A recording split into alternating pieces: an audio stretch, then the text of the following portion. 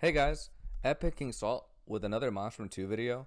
Today, I want to talk about the core gameplay for prisoners, and that's the items. I will be going through every puzzle and building in a later video, but for now, I just want to focus on understanding every item in the game. For clarity's sake, I'm going to separate items between utility, objective, and hybrids.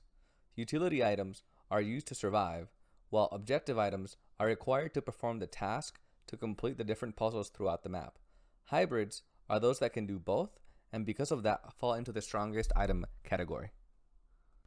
Starting with utility items, we have the glow sticks, fire extinguishers, adrenaline, medkit, camera, and backpack.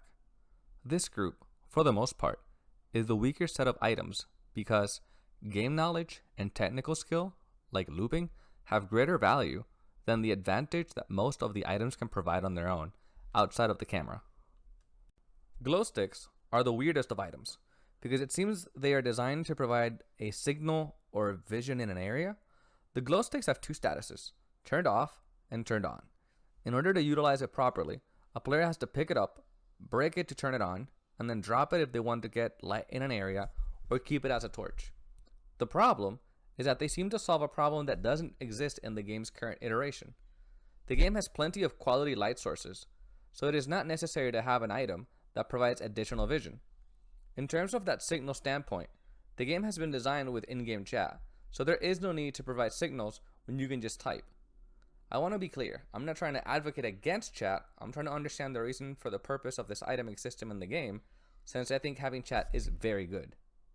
The fire extinguishers seem to be designed to blind the killer in a different way from the cameras, but the amount of foam that is released is very small, and the area of effect as well. This item gets 3 charges to be used, and there is a slight cooldown in between each use, so that the survivors don't spam it. With a slight buff, there is potential for this item to see more use, but as it is right now, the fire extinguisher is more of a waste of an item slot.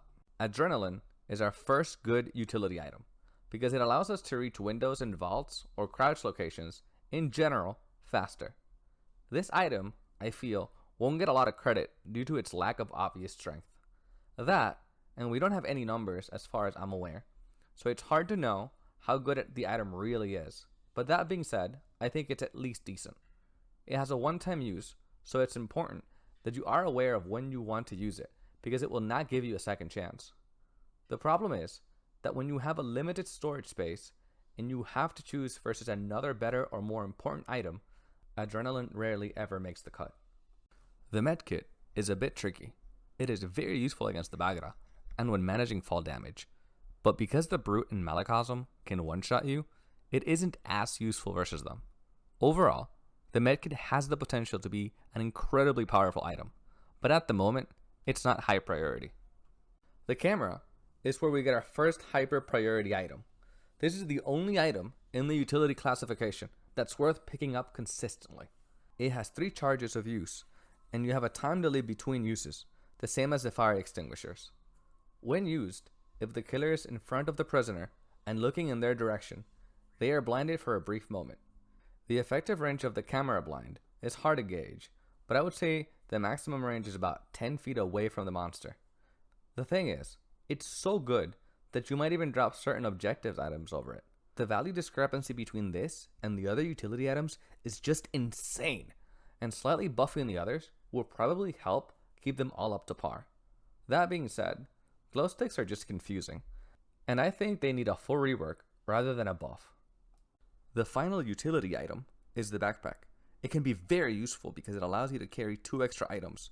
This is especially useful if you're trying to carry as much gasoline as possible in the helicopter stage. The one problem, which makes this item unique, is that you cannot drop it after you pick it up. The backpack is always an insta-pick unless the monster is currently on you. The next set of items belongs in the objective category, and here we have the wire cutters, breakers, and codes.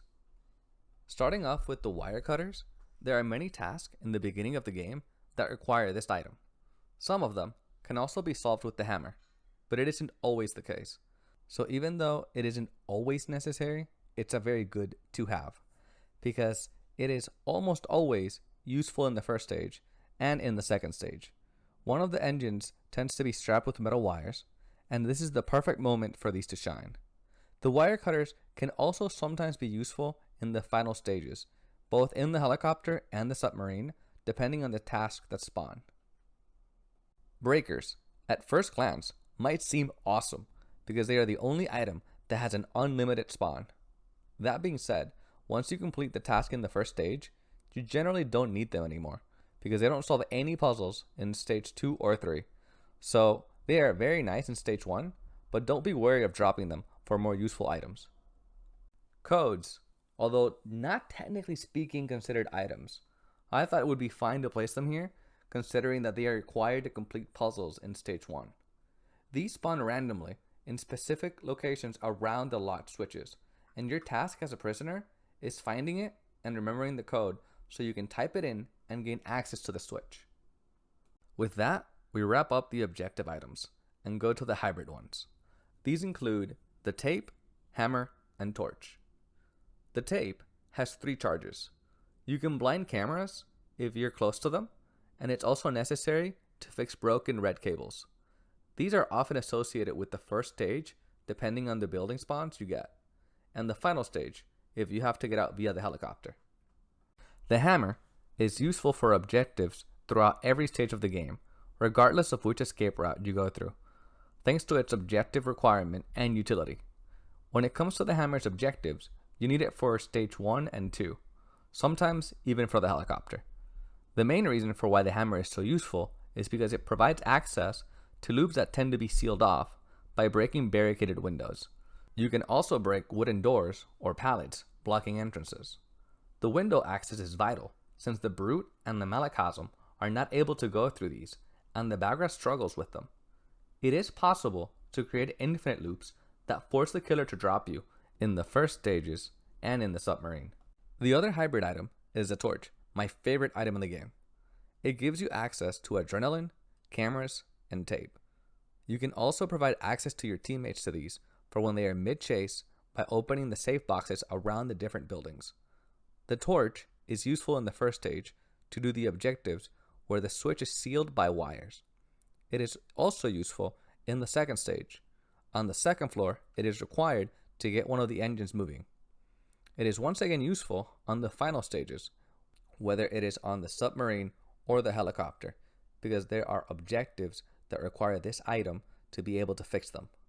Due to the number of objectives that can be done with this item and the accessibility it provides for other items, for yourself and for your teammates that normally would not have that option, the torch gets the seal as the best item in the game from me. Thank you guys for checking out the video, and I'll see you in the next one.